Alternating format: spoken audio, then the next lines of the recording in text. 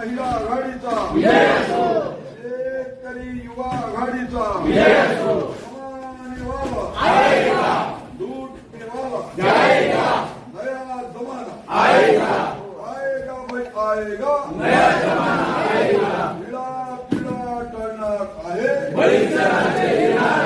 हम सब एक है हम सब एक है हम सब एक है आवाज दो आवाज दो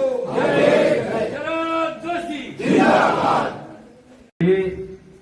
2004 पासून सुप्रीम कोर्टामध्ये ही लढाई चालू आहे. तिथं आपला न्याय मिळत नाही म्हणून आपण आता रस्त्यावरची लढाई सुरू केली. त्या अनुषंगाने आज आपल्या कोळी गावामध्ये या कार्यक्रमाचं आयोजन केलं आहे. या कार्यक्रमाला आपले लाडके नेते आदरणीय वामनरावजी चटप साहेब, महाराष्ट्राचे शेतकरी संघटनेचे माजी अध्यक्ष यांचा सत्कार आमच्या जिल्ह्याचे दक्षिणचे जिल्हा अध्यक्ष माधवराव पाटील शिंदेकर.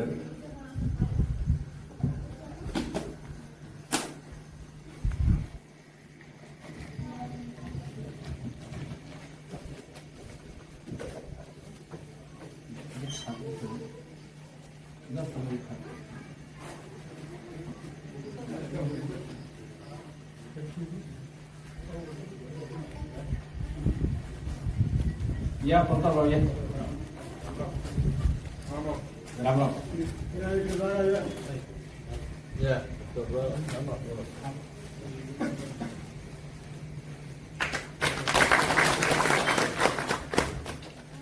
नांदेड जिल्ह्यात मंच उपस्थित असलेल्या मराठवाड्यातल्या सर्व वडीलधारी शेतकरी भावांनो, एसटीबीटी आंदोलनाचं हे या वर्षीचं हे मराठवाड्यातलं हे चौथं आंदोलन आहे.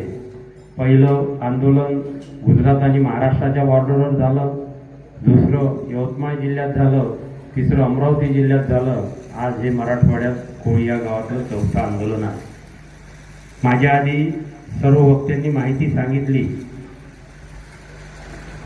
जमीन आमची, पैसा आमचा, कष्ट आमचे, पाणी आमचं, आणि आम्ही काय लावायचं काय पेरायचं.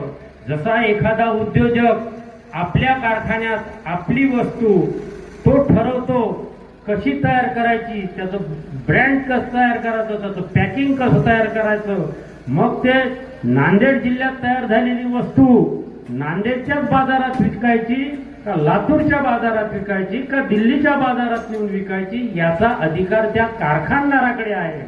मग आमचा कारखाना शेती आहे. आमच्या कारखान्यात आम्ही कोणचं बी लावलं पाहिजे, किती लावलं पाहिजे, किती अंतरावर पेरलं पाहिजे, त्याला कोणतं खत दिलं पाहिजे, किती फवारण्या केल्या पाहिजे, हे ठरवण्याचा अधिकार आम्हाला नाही. शेतकरी संघटना गेली किती वर्ष सांगते आहे आम्हाला निवडीचं स्वातंत्र्य पाहिजे. आम्हाला चांगलं असलेलं आम्ही घेऊ, खराब असलेलं आम्ही फेकून देऊ, पण ते चांगलं आहे का वाईट आहे हे तर आम्हाला आधी तपासून पाहू द्या ना. आता दामले साहेबांनी सांगितलं की मुंबई दिल्लीत पत्रकार परिषद घेतली आणि त्यांनी ते जे काही सांगायचं ते त्यांनी सांगितलं. या देशात 29 राज्य आहे, गुजरात एक राज्य आहे, महाराष्ट्र त्याच्या लागून एक राज्य आहे. ज्या एसटीबीटीचा उगम त्या राज्यात होतो, सगळ्यात चाचण्या होते, तिथं हे सगळं एसटीबीटीचं बियाणं बाकायदा पावतीनं मिळते. पावती देते दुकानदार, तिथं पोलीस त्रास देत नाही, तिथं मंत्री त्रास देत नाही. तिथचे शेतकरी खुशीनं लावतात, अधिकाधिक उत्पादन घेतात. शेवटला कापूस आपण जो साधा कापूस लावतो, इथं असलेल्यांची माफी मागतो, आपण जेव्हा शेवटला कापूस वेचतो त्याला मेंगी म्हणतो आमच्या विदर्भात, पण आता तो मेंगीचा कापूस भूमन खाल्ला झाला. असं खात होते का 1 क्विंटल कापूस घरातून ट्रॅक्टरमध्ये भरायचा असेल, 1 किलोचा 1 रुपया, 100 रुपये क्विंटलच्या भरासाठी लागते. आणि तोच एसटीबीटीचा कापूस चांगला मऊ आहे, तो जर गुजरातचा असेल तर त्याला 2000, 3000 रुपये, 1000 रुपये भाव अधिकचा आहे. मग जर असं तंत्रज्ञान गुजरातमध्ये मिळते आणि तेच तंत्रज्ञान महाराष्ट्रात आणलं तर 5 वर्षासाठी आणि 2 लाख रुपये दंड होते. मग एक देश, एक घटना, एक अधिकार एक राज्य एक काय असायला पाहिजे. तिथे जर वेगळा न्याय, आम्हाला वेगळा न्याय, त्या राज्याचे देशाचे पंतप्रधान आहे, त्या राज्याचे देशाचे गृहमंत्री आहे, आमच्या इथं त्यांच्याच पक्षाचे मुख्यमंत्री आहे, त्यांच्याच पक्षाचे गृहमंत्री आहे. देश एक, घटना एक. आणि जर शेतकरी जर आपल्या मालावर आपल्या शेतात काय पेरायचं काय नाही पेरायचं याचा अधिकार जर सरकारजवळ असेल तर याचा कुठेतरी आपण विचार केला पाहिजे. युवा आघाडीचे अध्यक्ष माजी अध्यक्ष आता तुमच्या समोर बोललेले दानी साहेब, झोटिंग, आमचे उत्तमराव, आमचे पाटील साहेब आणि जिल्हाध्यक्ष शिवाजीराव, जिल्हाध्यक्ष माधवराव पुयड आणि सर्व पदाधिकारी आणि भावांनो, वेगवेगळ्या मांडण्या झाल्या. 2-3 गोष्टी आपण पुन्हा करण्याची वेळ आहे. जसं दानीचं आखरी भाषण झालं की त्याच्यामध्ये वेगळं तथ्य आहे की 2002ला जे आपण क्यूचं आंदोलन घेतलं होतं, भ्रष्टाचार चले जाओ नोकरशाही चले जाओ, ते आंदोलन पुन्हा आता करण्याची गरज आहे असं मला वाटते. कारण दिल्लीत पाहिल्यानंतर दामलेंनी सांगितलं की सरकारला असं वाटते किंवा दिल्लीतल्या लोकांना वाटतं, सरकारला म्हणण्यापेक्षा दिल्लीतल्या लोकांना असं वाटतंय शेतकरी श्रीमंत आहे, शेतकऱ्याला काही कमी नाही. आणि मी त्याचा साक्षीदार आहे. असं तिथल्या नोकरशाहीला वाटतं की शेतकऱ्याला काय कमी आहे, आम्ही तर इथं करोडो रुपये पाठवतो दिल्लीवरून, आम्ही वाटतोय शेतकऱ्याला, शेतकरी मजेत आहे. आणि उगा पाटील साहेब तुम्ही काहीतरी म्हणतात, तुम्ही संघटनेवाले काहीतरी म्हणतात आणि शेतकऱ्याचं सगळं चांगलं चाललंय असं जर त्यांची धारणा असेल तर आपलं आता कोणीच नाही म्हणायची वेळ आली. मग आता हे चालायचं कसं? टेक्नॉलॉजीमुळे कसं होतंय? जसं अनंतवारनी म्हटलं की मजुरी कमी झाली किंवा मजुरांनी भांडायला आले नाही. मजूर बायकांनी म्हटलं की आम्हाला या गुलामीतून बाहेर काढण्याचं काम शेतकरी संघटनेने केलं. ते वास्तव आहे, ते लक्षात घ्या. की भंगी नावाची एक जात होती, आता आहे की नाही माहिती, पण आम्ही लहान असतेवेळी भंगी नावाची जात होती. आणि भंगी लोकांचे त्या जातीचं कामच होतं त्या काळामध्ये की घाण वाहून यायची, माणसाची घाण वाहून यायची, संडास साफ करून न्यायची. जे लोक होते ते भंगी जातीचे होते. शेतकरी संघटनेचा पण बोलू नका मागे. त्यांच्या जातीला कुणी त्या घाण धंद्यातून बाहेर काढण्याचा कोणी प्रयत्न केला नाही.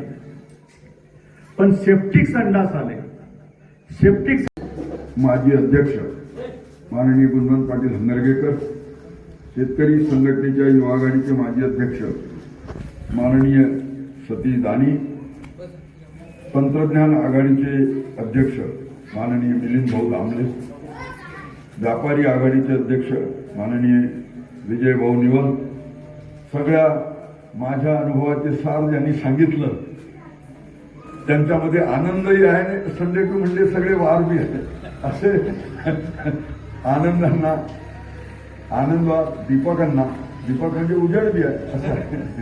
आपले जिल्हाध्यक्ष माननीय ॲडव्होकेट पवार साहेब, माझे दुसऱ्या चळवळीतले सहकारी, विदर्भ राज्य आंदोलन समितीचे दुसऱ्या चळवळीतले सहकारी, यवतमाळचे जिल्हाध्यक्ष माननीय कृष्णराव भोंगाळे, शेतकरी संघटनेचे आमचे सहकारी रमेश मांगुळकर, शेजारच्या जिल्ह्यातून महिहुना म्हणून आलेले उत्तमराव, खंडबाराव, पोलेजी, शेजारून आलेले वसमतून, ज्याचं पोट शेतीवर आहे, मग तो मालक असेल, मजूर असेल, सुतार असेल, लोहार असेल, नावी असेल, धोबी असेल, चांभार असेल, कुंभार असेल, गावातला किराणा दुकानदार असेल, डॉक्टर असेल, गावात राहणाऱ्या प्रत्येक माणसाचं पोट शेती या व्यवसायावरच आहे. आणि म्हणून आपण म्हटलं त्याचं पोट शेतीवर आहे, तो शेतकरी आहे. आणि त्यासाठी ही लढाई आहे. आपण काय म्हणतो, शेतीवर जगणारा प्रत्येक माणूस हा माणूस आहे, त्याचं पोट शेतीवर आहे, तो माणूस आहे. त्याला माणूस म्हणून देशातल्या इतर नागरिकांसारखं सन्मानाने आणि सुखाने जगता आलं पाहिजे. त्याला सन्मानाने आणि सुखाने जगता यायचं असेल तर त्याचा धंदा उद्योग उदीम व्यापार फायद्याचा झाला पाहिजे. फायद्याचा व्हायचा असेल तर त्याला खर्च भरून निघेल एवढे राष्ट्रभाव मिळाले पाहिजे. जगाच्या बाजारात त्याला धंदा फायद्याचा करायचा असेल तर त्याला तंत्रज्ञानाचं बाजारपेठेचं स्वातंत्र्य मिळालं पाहिजे. तरच तो जगाच्या बाजारात स्पर्धेत उभा राहील.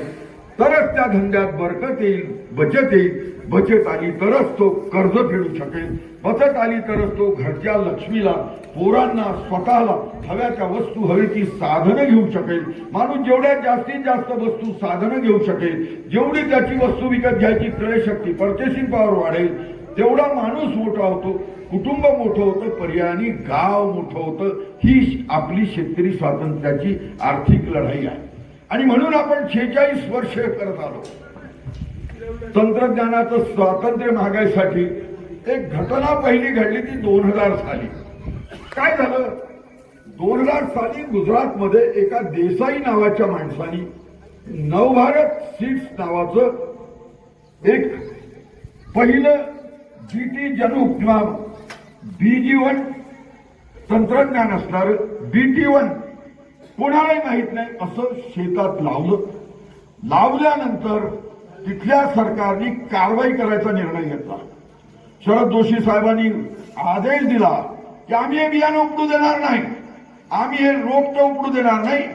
गुजरातच्या शेतकऱ्यांना सांगितलं, खेडूत समाजाच्या, घाबरू नका, आम्ही तुमच्या पाठीशी आहोत. आणि म्हणून आपण 20,000 शेतकरी गुजरातमध्ये गेलो आणि खेडूत समाजाच्या पाठीशी उभं राहिलो आणि एकही रोपटं उपडू दिलं नाही. आणि आपल्याला माहित आहे 2002 साली आपल्याला पहिलं जनुक म्हणजे BG1 किंवा BG1 म्हणजे BT1 नंतर BT2 सगळं वापरायला मिळालं.